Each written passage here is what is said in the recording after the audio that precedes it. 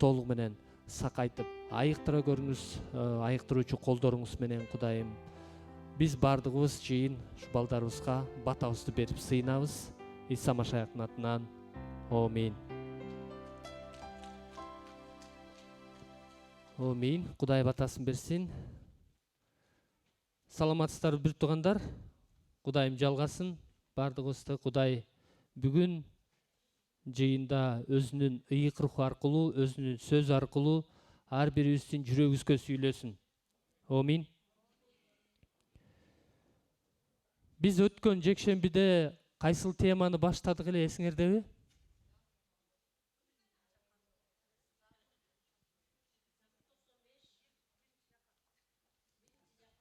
Биринчи жакан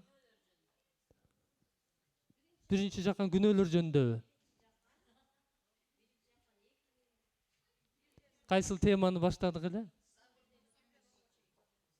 Биринчи жакан баштаганбыз, туура. Ооба. Ал мурунку жекшемби болчу. Аркы жекшемби.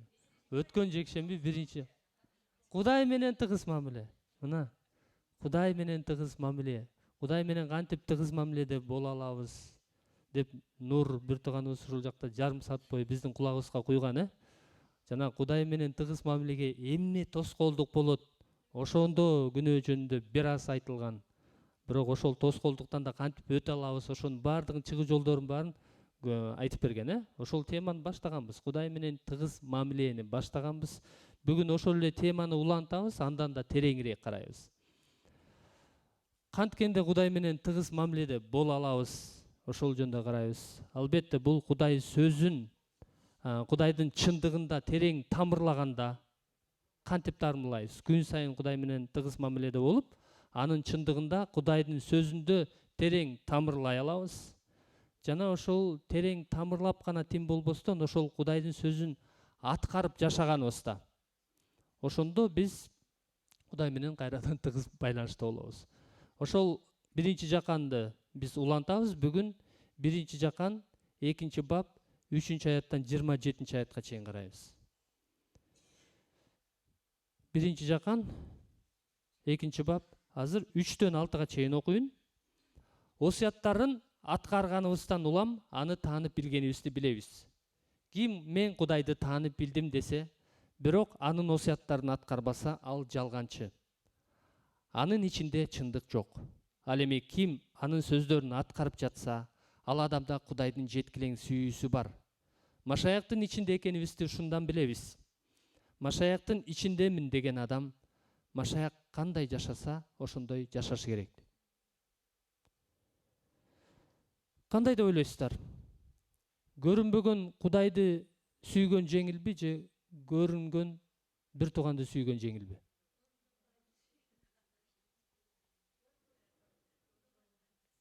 Көрүнбөгөн Кудайды сүйгөн оңойбу же көрүнгөн бир тууганды сүйгөн оңоюраакпы? Эмне үчүн ушинтип жооп берип атабыз? Негизи экөөнү бөлүп караганга болбойт эки китепти. Экөө бир. Бирок эмне үчүн айтабыз? Көрүнбөгөн Кудайды сүйөм деп айтыш оңой. Сөз менен айтыш оңой. Көрүнгөн бир тууганды сүйөм деп айтканга караганда иш жүзүндө айтыш оңой сөз менен. Бирок эки китепти карасак, экөөнү бөлүп караганга болбойт экен. Себеби эки китеп кайрадан эле айтат, Көрүнбөгөн Кудайга болгон сүйүүбүз кантип көрүнөт?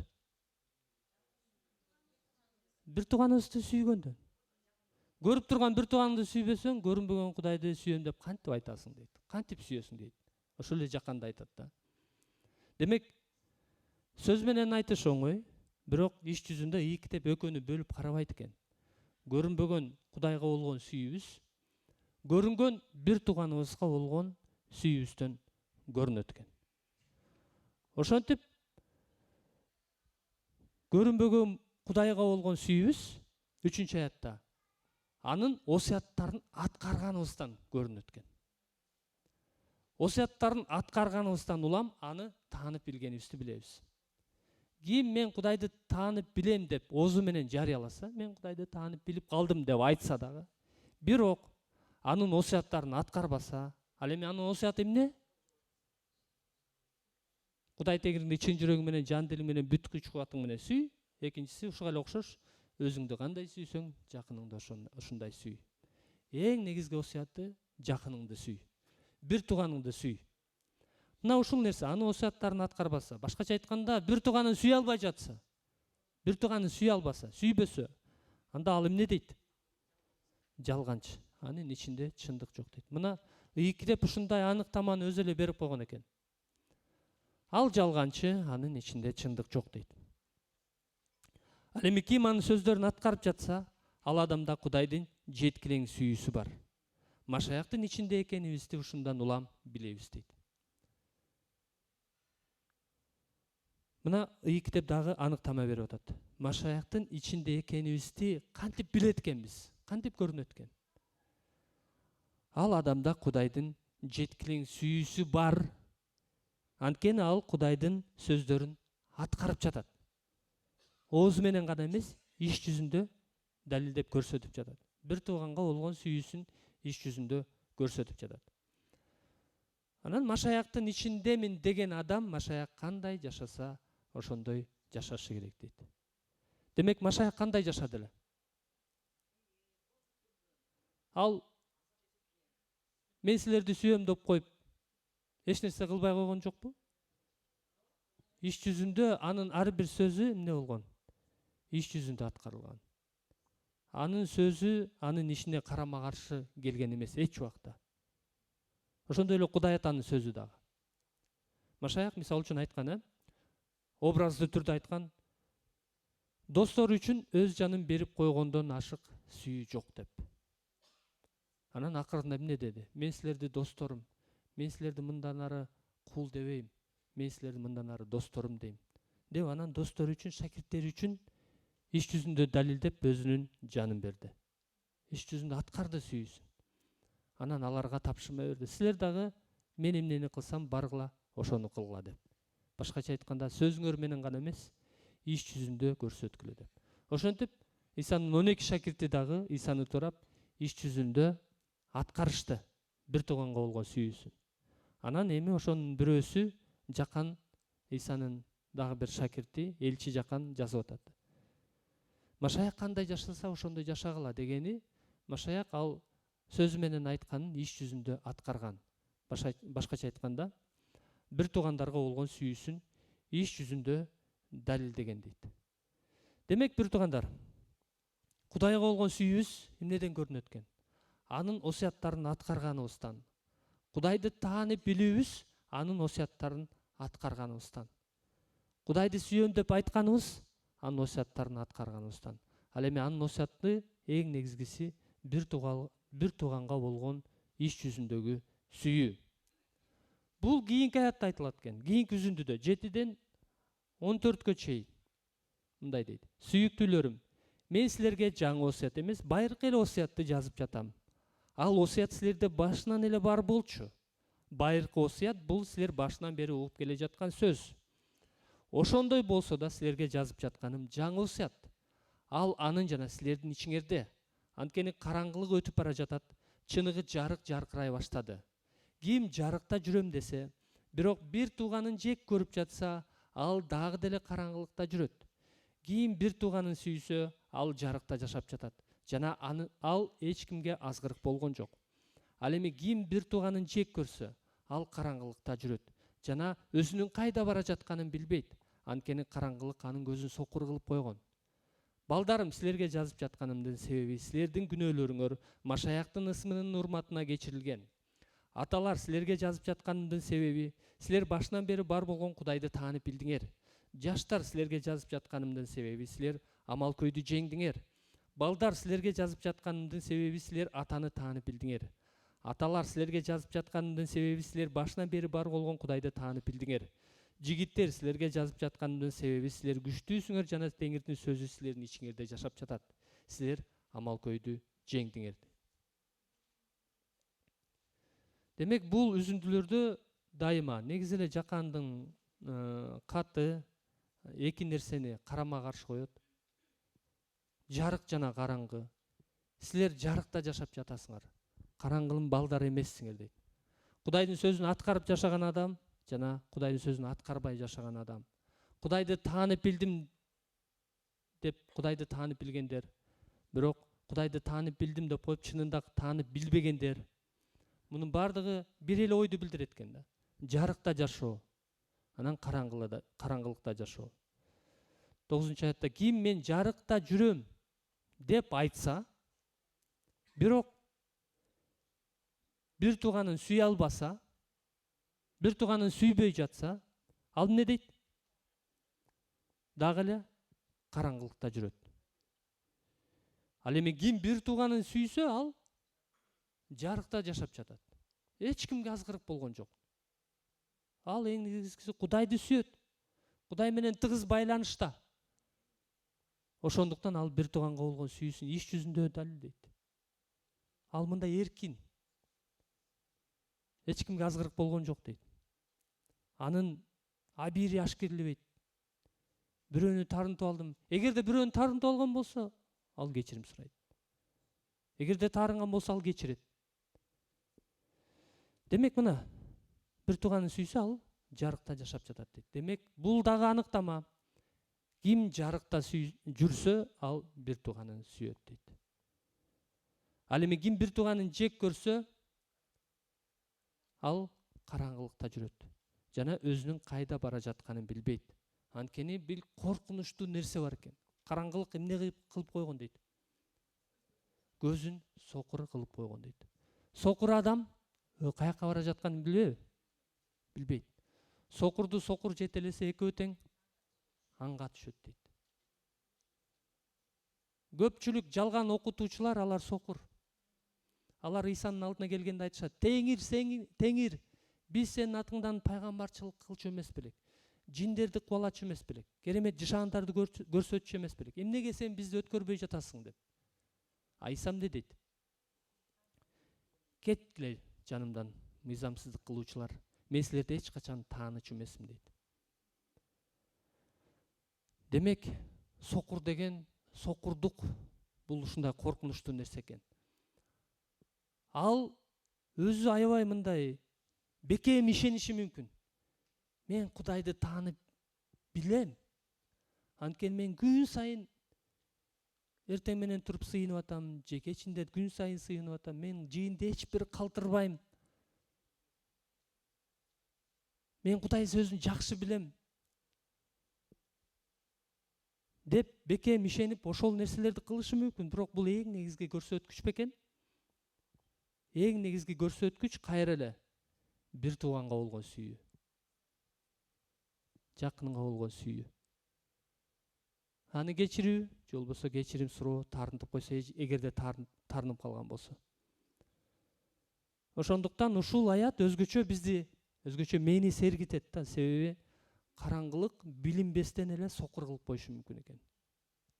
Мен өзүм билбей сокур болуп калышым мүмкүн экен. Бирок iyi китеп анык көрсөтүп атат, ачык көрсөтүп атат. Эмне далил? Кудайды таанып билгенимдин, Кудайдын осуяттарын аткарып жатканымдын, Кудай менен тыгыз мамилемдин чыныгы далили бул эмне экен, бир туугандар? Бир эле нерсе. Бир тууганга болгон сүйүү дейт. Бир тууганга болгон сүйүү, жакыныңа болгон сүйүү. Мына ушул экен. Ошондуктан биз деген өзүбүздүн сезимдерге таянбашыбыз керек. Ооба, Кудай менен тыгыз мамиледе болуп, сыйынганда, iyi китепти дайыма окуганда бул нерсени аткарыш керек. Иса өзү дагы аткарган муну, Иса эртең менен эртеге туруп сыйынды дейт. Ээн жерге барып сыйынды дейт. iyi китепте Иса асманга көтөрүлүп кеткенден кийин жаңы келишимде элчилердин иштеринде алар дайыма сыйынышчу, дайыма элчилердин насааттарын угушчу дейт. Ал кезде мындай iyi китеп жазыла элек болчу. Ал эми бүгүнкү күндө биз жыйынга катышабыз, эртең менен туруп сыйынабыз, iyi китепти окуйбуз, дайыма Кудайдын сөзүндө болобуз. Бул керек, бул Кудай сөзү ошого үйрөтөт. Ошол нерсени өткөргөндө өзүбүз мындай аябай жакшы сезимдерге толобуз, дайыма кылып жүрсөк, кубанычка толобуз, мындай учуп күйүп калабыз дегендей. Бирок бул сезимдер бул эң негизги көрсөткүч эмес экен. Эң негизги көрсөткүч бул бир тууганга болгон сүйүү. Ушул нерсени айтып атат.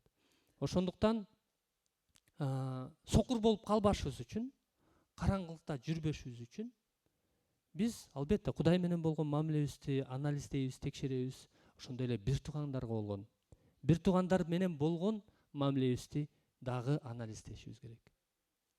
Кимди таарынтып алган болсок, андан барып кечирим суроо.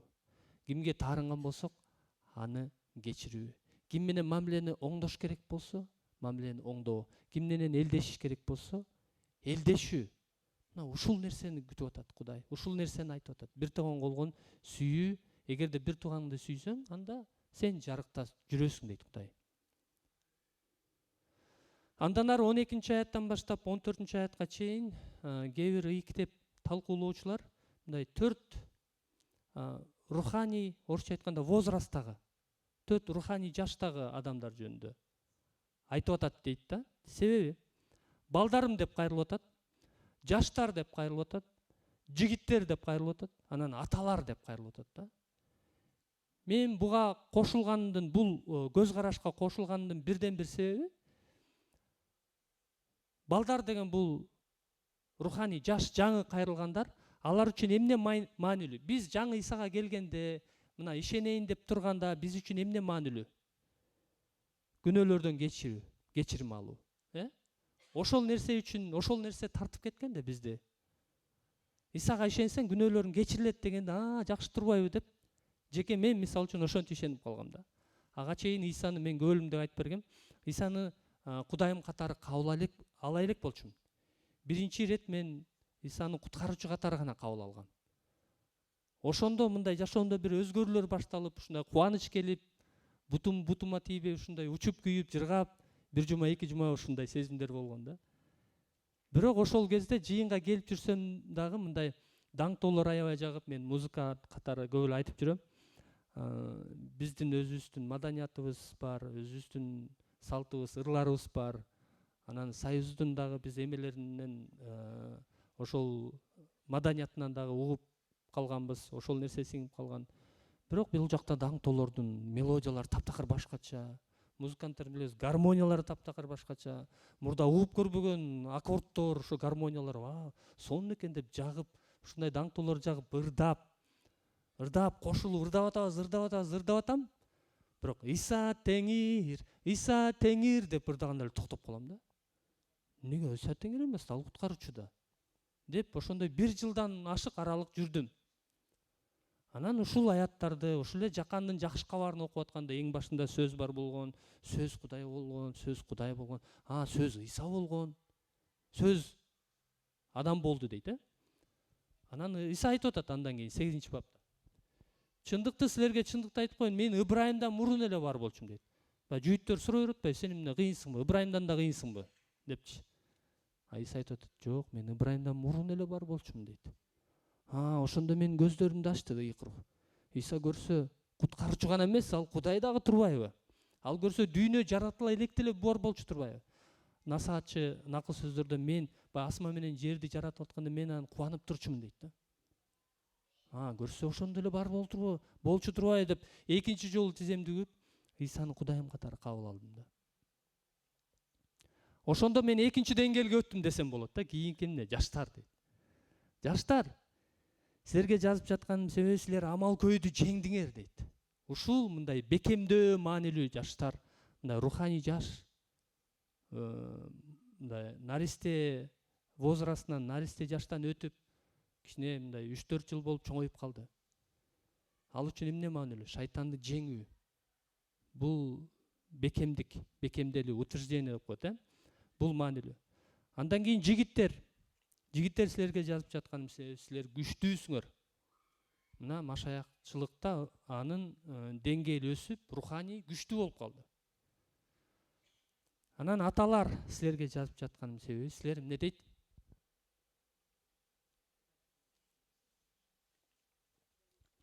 Силер Кудайды таанып билдиңер дейт.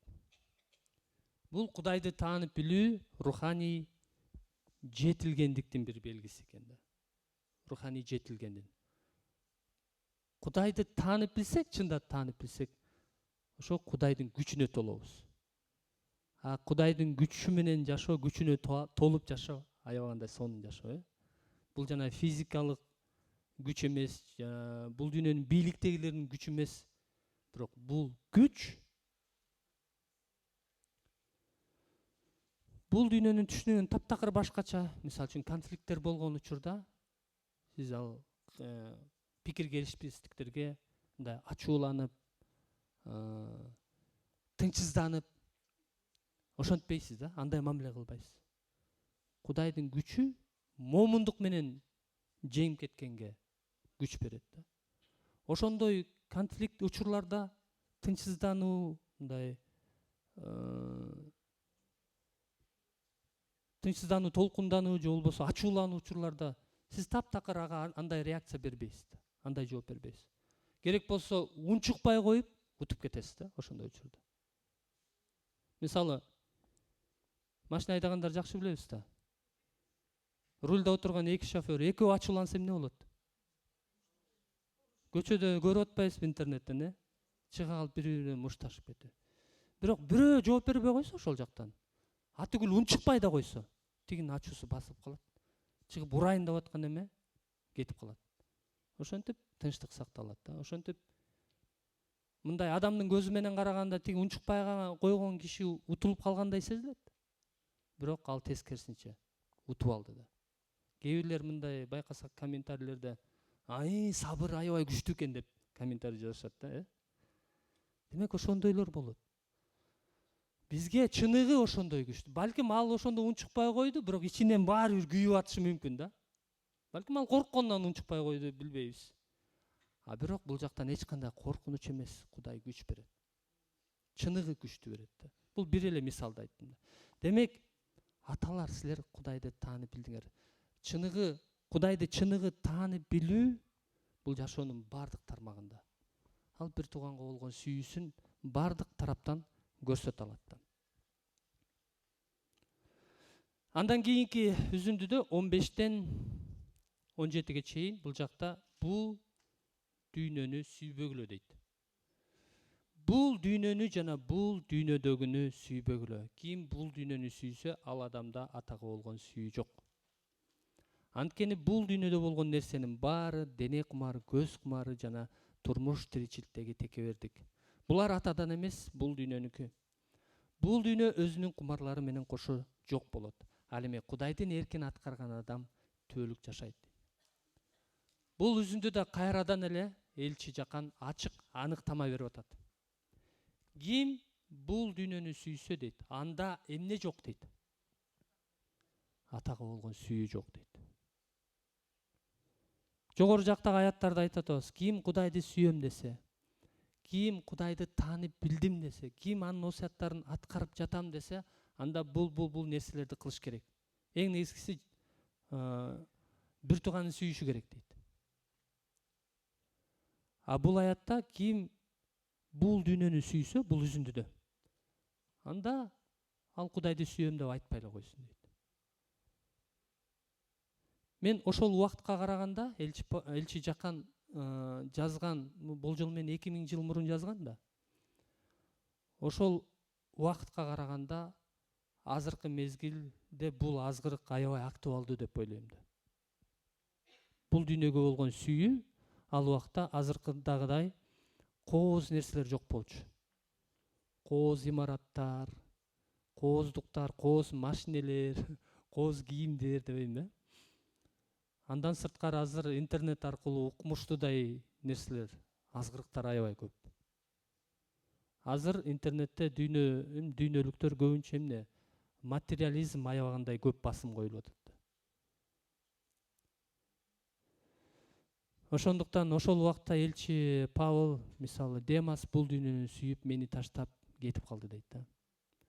Азыр аябагандай актуалдуу. Демас Павылды таштап каяка кетип калган? Тессалоникага кетип калды беле?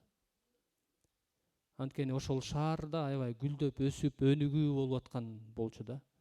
Азыр эми билебиз, айтпай эле коеюн. Кайсакка кетип калып атканыбызды көпчүлүгүбүз, Бирок Кудай билет адамдын жүрөгүндөгүсүн эмне себептен кетип калат. Бирок чындыгында аябагандай актуалдуу.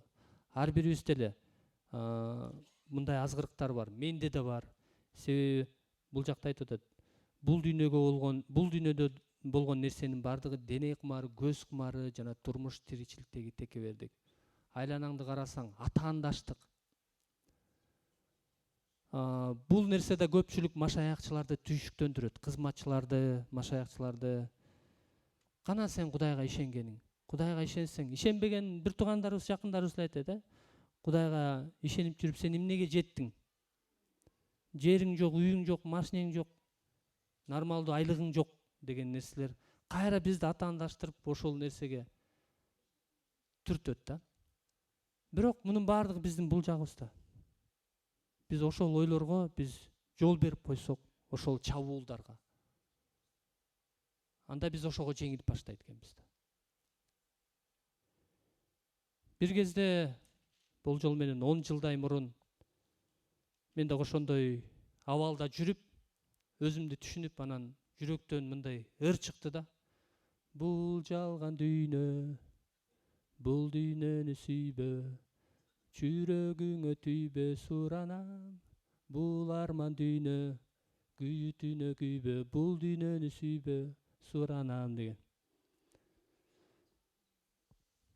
Ошол абалдан ошол кандай десем, ошол ыр жаралып мындай чыгарып кетти да, ошол бул дүйнөгө болгон азгырык сүйүү, дене кумарларынан. Анан ошол ыр менен КТРКда ошол эмеде конкурска катышып, бүтүндөй Кыргызстанга ырдатканга Кудай мүмкүнчүлүк берди да, түз эфирде. Ошентип бир туугандар Кудай эмнени эскертип атат кайрадан? Эмне аныктама берип атат? Ким бул дүйнөнү сүйсө, ал адамда атага болгон сүйүү жок дейт. Ошондуктан бул дагы бир чоң эскертүү, жеке мен үчүн жана ар бирибиз үчүн, жыйын үчүн. Эгерде Кудайды сүйсөк, анда биз бул дүйнөдөгү нерселерди сүйбөшүбүз керек. Кудайга болгон сүйүүбүздү бул дүйнөдөгү нерселерге алмаштырбашыбыз керек. Анан акыркы үзүндү 18-ден 27-ге чейин мындай дейт. Балдарым, замандын акыры келди. Машаяктын каршылашы келерин уккансыңар. Азыр машаяктын көп каршылаштары пайда болду. Замандын акыры келгенин ушундан билсек болот. Алар арабыздан чыгып кетишти, бирок алар биздики эмес эле. Эгерде алар биздики болсо, биз менен калышмак. Бирок алар чыгып кетишти. Баары эле биздики эмес экенин ошондон улам айкын болду. Дегинкиси, силер ыйык тарабынан майлангансыңар. Ошондуктан баарын эле билип калдыңар. Чындыкты билбегениңер үчүн эмес, чындыкты билгениңер үчүн. Ошондой эле ар бир жалган нерсенин чындыктан эмес экенин билгениңер үчүн жаздым. Исанын машаяк экендигин жокко чыгаруучу жалганчы болбогондо ким жалганчы болмок эле? Ким атаны жана уулду четке какса, ал машаяктын каршылашы. Уулду четке каккан адамда ата да жок. Ал эми уулду ачык тааныган адамда ата да бар. Башынан бери эмнени уксаңар, ошол ичиңерде жашасын. Эгерде башынан бери укканыңар ичиңерде жашаса, анда силер да уулдун жана атанын ичинде жашайсыңар. Ал эми анын бизге берген убадасы түбөлүк өмүр. Мен силерге адаштыруучулар жөнүндө жаздым. Дегинкиси, андан алган рух силердин ичиңерде жашап жатат. Ошондуктан силер кимдир бирөөнүн үйрөтүүсүнө муктаж эмессиңер. Силерге баарын үйрөтүп жаткан ал рух жалган эмес, чындык. Ал силерге эмнени үйрөтсө, ошону сактап жашагыла дейт. Демек, бул үзүндүдө машаяктын каршылашы жөнүндө айтып атат. Машаяктын каршылашы антикрист. Ал бир инсан келерин биз билебиз. Анын келерин аябагында жакындап калды. Ал келгенде эмне болот билебиз. Эмне болот? Машаяк келет, аны өлтүрөт. Анан жыйынды өзү менен кошо алып кетет. Мына ошол Иса келгенге чейин, Иса экинчи рет келгенге чейин машаяктын каршылашы ал келет. Бул аябагында чоң тема, буга терең токтолбойбуз. Бирок дүйнөдө болуп жаткан окуялар бул убакыттын жакындап калгандыгынын белгиси. Машаяктын келишинин жакындап калганын белгиси. Андан сырткары дагы Машаяктын көптөгөн каршылаштары бар дейт. Кантип аныктама берип атат. Кимдер Машаяктын каршылаштары?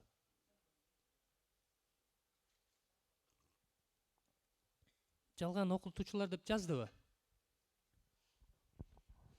Ооба, жалпы китептен билебиз, бирок бул жактан ким уулду четке какса дейт. Ким атаны жана уулду четке какса, ал Машаяктын каршылашы дейт. Уулду четке каккан адамда ата да жок, ал эми уулду ачык тааныган адамда ата бар дейт. Мына ушундан билебиз. Ким Машаяктын каршылашы. Ошондуктан бир туугандар, элчи жаккан жыйынтыктап мындай деп атат. Мен силерге адаштыруучулар жөнүндө жаздым дейт. Бул үзүндүлөрдө.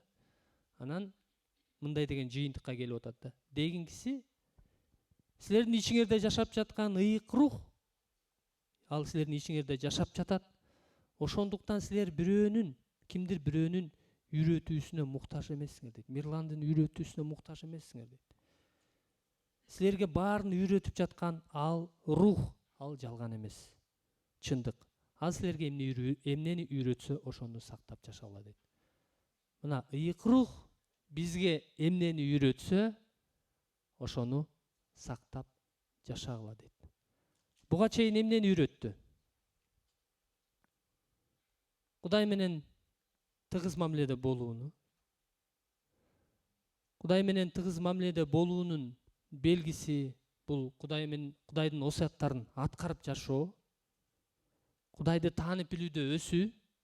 Кудайды таанып билүүдө биз күн сайын ыйык китепти окуп, сыйынып, ошондоп Кудайды таанып билүүдө өсө алабыз.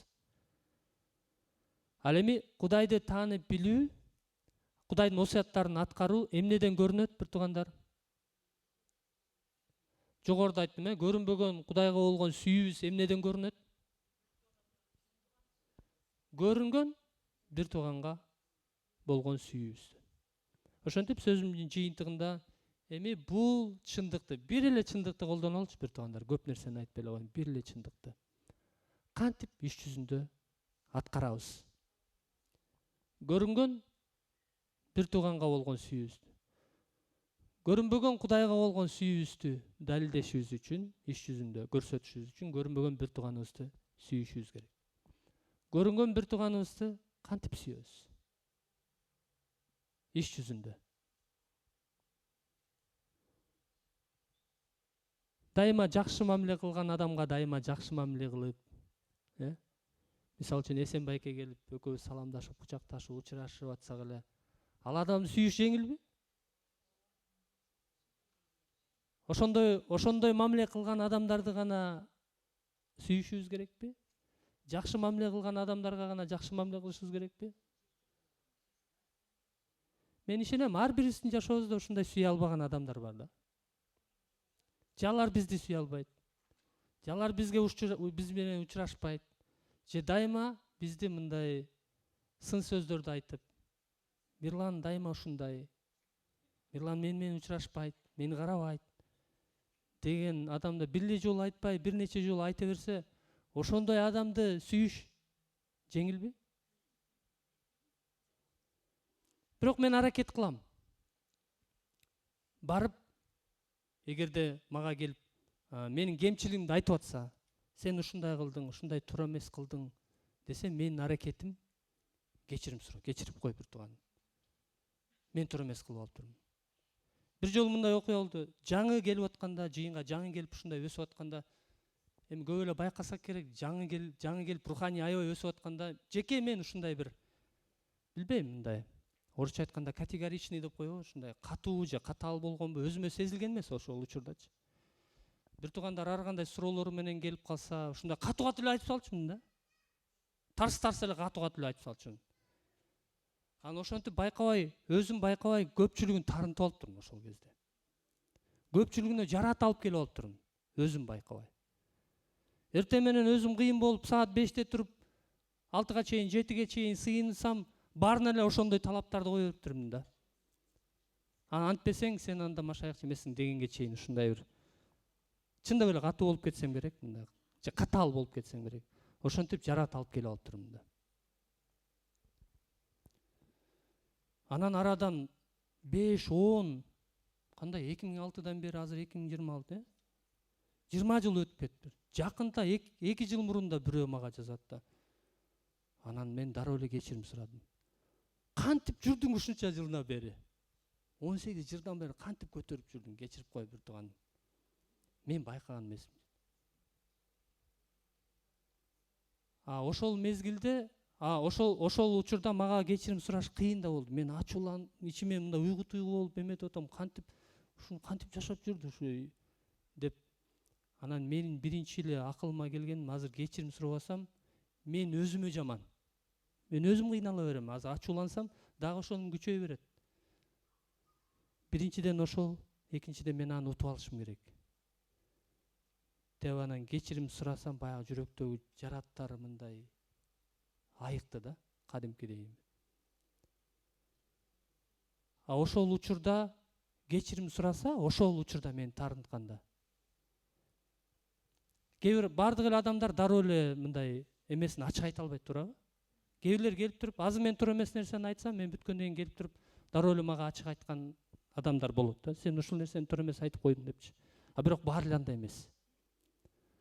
Ошол 2006-2007 жылдарда ушундай Кудайга аябай жакында өсүп атканда бирөө келип айтты да, бир тууган, кыз бир тууган, Мирлан, сен ушундай дегенде мен ушундай бир анын тизесине жыгылып, монда буттарын кармап кечирип койчу деп ушундай эметсем, ал аябай жаман болуп кетти да. Күткөн жок андай нерсеничи. Анан бирок ошол эле мезгилде башка бир тууган антип кечирим сурап келген жок. Ал кечирим сураса ошентмекмин, бирок арадан канча жыл өтүп кетти? 18-20 жыл өтүп кетти.